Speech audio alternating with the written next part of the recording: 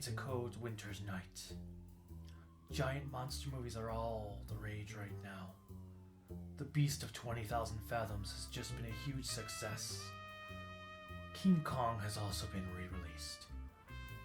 What does everyone see in these things? They are all the same. I learned about a new movie called Godzilla. Now Japan is making them? Why? How good or different can this one be?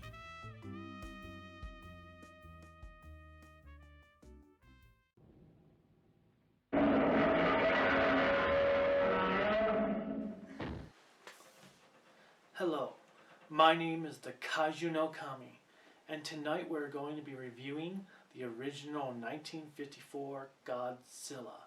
But before we get started, we need to talk about the origins behind his creation. A Japanese man by the name of Tomoyuki Tanaka was becoming a big name in Toho's inner circle. He wanted to produce a movie about the horrors of nuclear weapons, but Japan had outlawed the production of movies that dealt with war, and understandably so.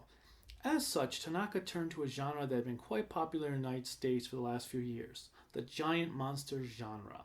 Tanaka hired Eiju Tsuburaya to handle the effects of his movie, while Ishiro Honda was hired to direct it. He then turned to his friend Akira Ifukube to work on the music of the movie. They have become known as the forefathers of Godzilla, and had it not been for their wonderful achievements in Japanese cinema, the history of film would have been quite different. Now that I have the introduction out of the way, it is time to review Godzilla. The movie opens up to a boat called the Ekomaru being destroyed by a flash of light. This boat is meant to represent a tuna ship by the name of the Lucky Dragon No. 5, which was caught in an American nuclear test on March 1st, 1954.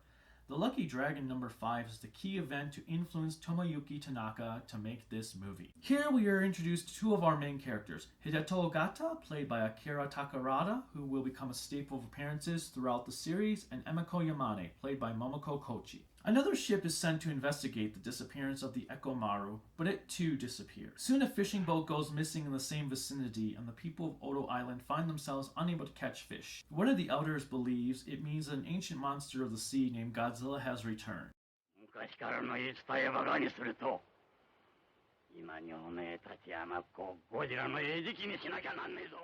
A celebration of people dressed in Tengu masks is held to appease the ancient beast.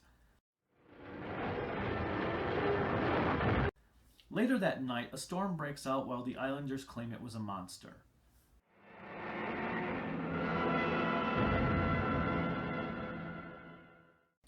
Professor Kohei Yamane, played by Takashi Shimura. Hey! Look! Everybody! Hey! It's Kanbei from Seven Samurai! Kanbei! Hey! Look! It's Kanbei! From Seven Samurai! See, nobody cares. Nice hat. What are you trying to look like, a secret agent? No.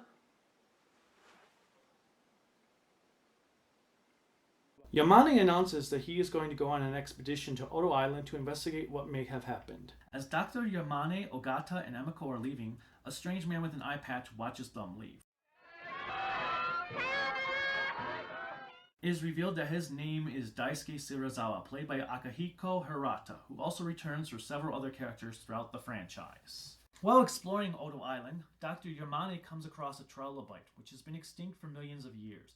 The island is full of vast amounts of radiation, and there are giant footsteps everywhere. One of the islanders starts ringing a bell, so everyone grabs their torches and pitchforks to hunt down the wayward beast. Okay, giant monster, pitchforks, torches. I'm gonna go with the giant monster. Godzilla's head emerges over a cliff, and everyone runs in fear.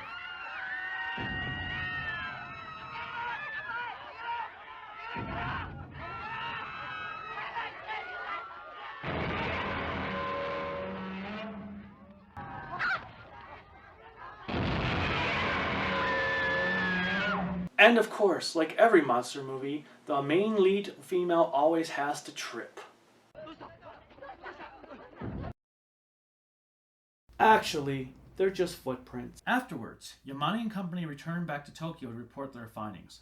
There, Yamane expresses that the H-bombs are the reason for Godzilla's emergence. After C-SPAN-like arguing, Godzilla's existence is made public, and we see this lady here talking about her escape from Nagasaki during the time the atomic bombs were dropped. Ships are sent out to search for Godzilla. Shinkichi, the boy whose family died on Odo Island, is for some reason there.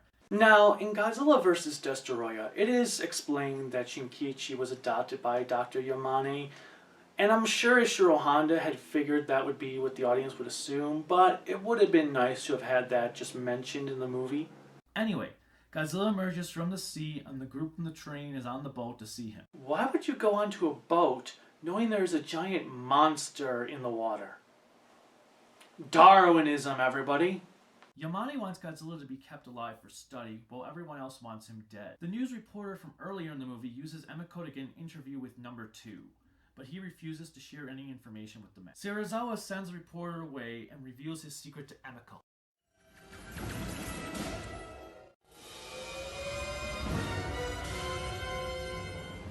And then he asks her not to reveal it.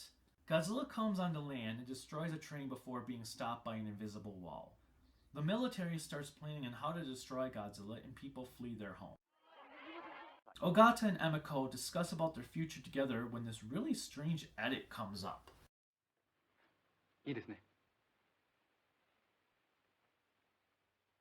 Even I can do that. See? Kanbei and Ogata argue as Godzilla breaks through the electrified fence the military thought would stop him and tramples over Tokyo as if they were toys. Honestly though, these miniatures are fantastic. And while there are areas you can clearly tell toys were used, this scene is beautifully shot. Godzilla's breath could use a little work, as there are times when it doesn't even look like it is touching the ground, but it gets the point across. One thing I've never understood though was this shot. Something just looks really off about Godzilla's head, as if he were a Muppet. Godzilla continues to trample through Tokyo as... Whoa.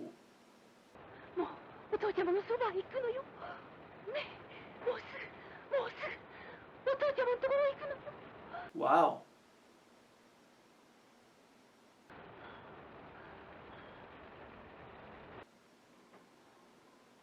That's deep. The lack of music in this scene really helps drive the power of Godzilla's rampage. It shows off an emotional level that other monster movies lack. Hey look, he's trying to take a bite out of time!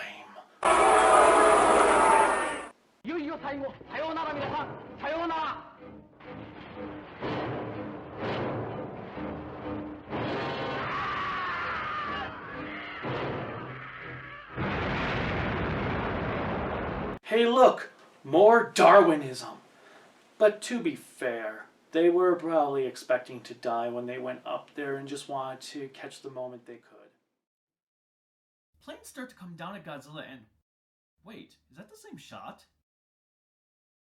Again? They fire their missiles and, well, depending on the version of the movie you watch and your TV size, you can clearly see the wires here. Back then, they probably did a good job of hiding it, but these days, it looks more like it belongs to Thunderbirds.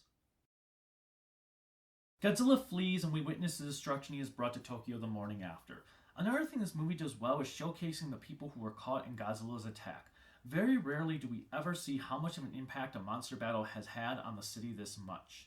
Emiko spills the truth about Serizawa's secret. He has created a machine that can turn flesh to bone by removing the oxygen from the water around it. He calls it the Oxygen Destroyer. Being afraid that mankind will use it for evil... Oh, come on. Who would actually do something like that? He never wants it revealed. Emiko asks him why he did it, but like every response every scientist always ever gives, it was for science! Ogata confronts Serizawa, and after an intense fight and hearing children sing on the TV... Think of the children! He agrees to use it to kill Godzilla, and another strange edit occurs when Emiko goes to cry. At this point, I have to wonder how many takes it took to get her to give an emotional response to those scenes, as her tears always feel quite forced. Yamane and gang take a ship out to where Godzilla is resting, and both Serizawa and Ogata dive in to release the Oxygen Destroyer. fucking bubbles! There, Serizawa sacrifices himself in the process to ensure no one could ever coerce him into remaking it again, and Godzilla disintegrates into a skeleton. Yamane ends the movie by predicting that another Godzilla will be made. He was right. So there you have it. That is the original Godzilla. Overall, the movie is extremely well done with some truly excellent shots and an interesting concept that goes beyond what you would expect from a movie of this caliber.